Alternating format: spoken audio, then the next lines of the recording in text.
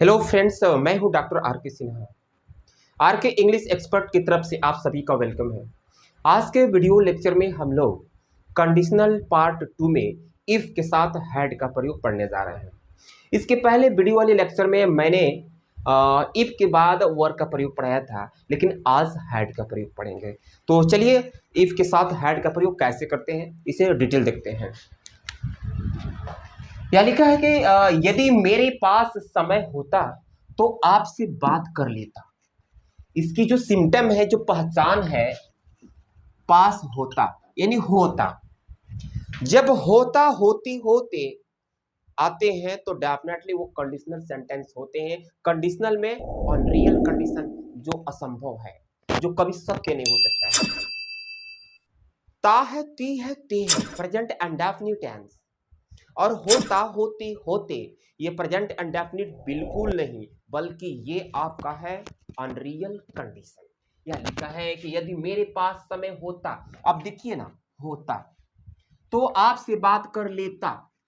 ता ता जितने भी प्रकार के सेंटेंसेस बोर्ड पर लिखे गए हैं सब में ता ते ती आए हुए हैं, और ये बताते हैं कि हम प्रेजेंट इंडेफिनिट नहीं है, हम कंडीशनल सेंटेंस है।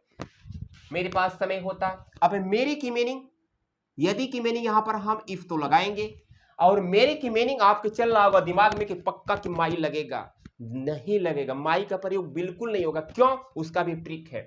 यानी जब मेरे के साथ पास आ जाए या हमारे के बाद पास आ जाए, अगर तुम्हारे के बाद पास आ जाए, अगर उसके के बाद पास आ जाए, मेरे पास, हमारे पास, तुम्हारे पास, उसके पास, ये पास जो शब्द है ना, तो ये बताते हैं कि पास हम आ गए हैं तो मेरे की मीनिंग माई नहीं लिखना है, आई लिखना है। हमारे पास तो हमारे के बाद पास, पास आ गया तो हमारे की मीनिंग एक्चुअली में आवर तो होता ही है, बट यहां पर आवर न लिख करके वी लिखना पड़ेगा। इसी तरह से यहां पे है कि यदि मेरे पास, तो मेरे आया हुआ है तो इसके लिए आई लिखेंगे। अब पास होता, इसके लिए लगाएंगे हैड।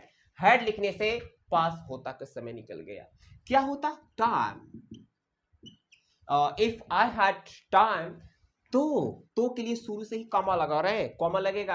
आपसे बात कर लेता, कौन बात कर लेता? मैं बात कर लेता, क्योंकि यहाँ का सब्जेक्ट यहाँ छिपा हुआ है जो मैंने लिखा नहीं है, लेकिन अंग्रेजी लिखते समय आप उसको लिखेंगे या मैं लिख सकता हूं। देखिए कैसे, इफ आई के साथ हेल्पिंग वर्ब पिछली बार की तरह वुड का प्रयोग करेंगे, और वुड के साथ हमेशा वर्ब की फर्स्ट फॉर्म का इस्तेमाल होता है। If I would talk to you, talk to you, यानी टॉक का मतलब होता है बात करना। तो जब टॉक का कोई ऑब्जेक्ट आ जाए तो प्रेपोजिशन उसके बाद टू भी लगा सकते हैं या तो विद लगा सकते हैं। यहाँ को टू को हटा करके मैं विद का प्रयोग कर सकता है, ये भी सही हो जाएगा। यदि मेरे पास पैसा होता तो मैं एक कॉलेज बनवाता। ये देखिए कितनी अच्छी सेंटेंस है। यदि के लिए इफ, मेरे आया तो फिर मेरे आया तो हम माई नहीं लिखेंगे। क्यों? मेरे के बाद पास आया हुआ है तो लिखेंगे आई, और यहां लिखेंगे हैड। हैड लिखने से पास और होता, इस हैड को लिखने से पास और होता का मतलब निकल गया। इफ आई हैड पैसा, पैसे की मीनिंग लिखेंगे मनी, तो आया हुआ है जो कनेक्टर का काम कर रहा है, इसके लिए लगाएंगे कॉमा। मैं एक कॉलेज बनवाता, यानी आई, इसके साथ helping verb would, I would make a college build.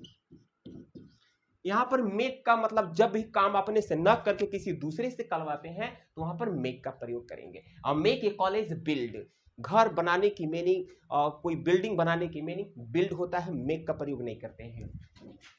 यदि उसके पास बंदूक होता तो मुझे मार देता। लग रहा है कि दो लोग झगड़ा किए हुए हैं और ऐसा सिचुएशन था कि अगर उसके पास बंदूक होता तो मुझे मार देता, लेकिन बंदूक था नहीं। यदि उसके पास बंदूक होता तो मुझे मार देता। यदि के लिए इफ, उसके पास, अब यहाँ कंफर्म नहीं है कि महिला, कंफर्म है, उसके की मीनिंग यहाँ लगाएंगे ही। अब ये पास और होता के लिए लगाएंगे हैड। इफ ही हैड क्या? गन, बंदूक, तो मुझे मार देता। कौन मार देता? वह। उसके की मीनिंग यहाँ पर उसके हो रहा है, लेकिन यहाँ पर लिखिएगा वह। यदि उसके पास बंदूक होता तो वह मुझे मार देता। वह छिपा हुआ है जो लिखा नहीं गया है, लेकिन इसकी अंग्रेजी बनाते समय वह की मीनिंग लिखना पड़ेगा। इफ तो कॉमा लगाएंगे ही और उसके जस्ट बाद हेल्पिंग वर्ब वुड क्या कर देता, किल। किल का मतलब होता है मारना। किसे मार देता, मुझे।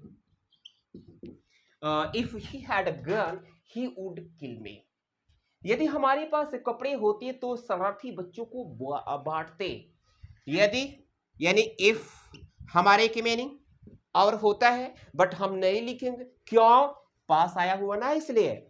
वी और उसके बाद लिखेंगे हैड। हैड लिखने से अब पास और होते के मतलब आ गया। If we had clothes, clothes means होता है कपड़े।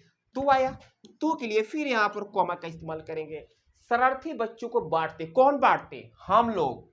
यानी यहाँ का सब्जेक्ट यहाँ छिपा हुआ है जो नहीं लिखा गया, but while writing English you will have to write, इसे लिखना पड़ेगा। We would distribute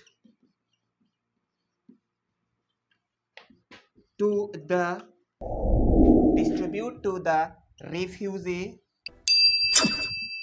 children. शरणार्थी की मीनिंग होता है रिफ्यूजी और चिल्ड्रेन मतलब बच्चे। और फ्रेंड्स, आई होप कि वीडियो लेक्चर आपको समझ में आया होगा। अगर आप मेरे चैनल पर नए हो तो प्लीज लाइक, शेयर और सब्सक्राइब करें। Thank you.